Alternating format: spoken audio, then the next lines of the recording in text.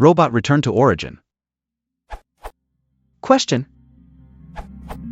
There is a robot starting at position 0, 0, the origin, on a 2D plane. Given a sequence of its moves, judge if this robot ends up at 0, 0, after it completes its moves. The move sequence is represented by a string, and the character moves, I represents its ith move.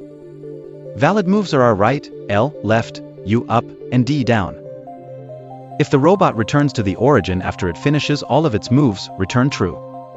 Otherwise, return false. Note, the way that the robot is facing is irrelevant.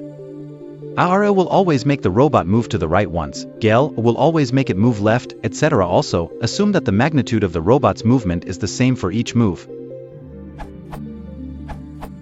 I have the following solution, which seems to be wrong for sequences equals UD, which should return true. Could someone help me understand what I am doing wrong here and how I could fix it?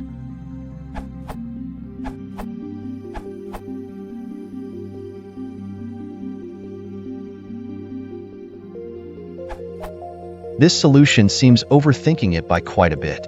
You can just make a counter of each of the 4 directions and figure out if you have the same number of US relative to DS and LS relative to RS.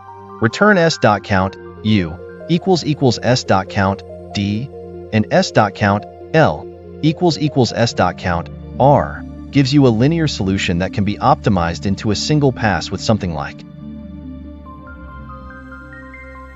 As for your code, looks funny to me. Returning on the first iteration means the loop is pointless. Moves here is misleadingly named. It's only a single character U. Judge under circle already does a loop.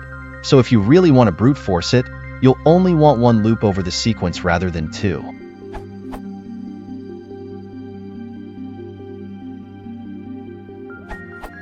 Your task is simple.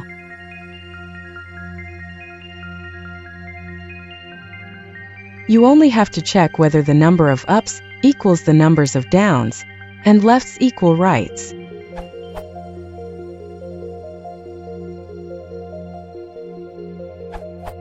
Okay, apart from refactor advices, you can fix your script in an easy way. Fails because you pass a string in sequences and the for loop cycles over the letters, passing every single letter to judge_circle.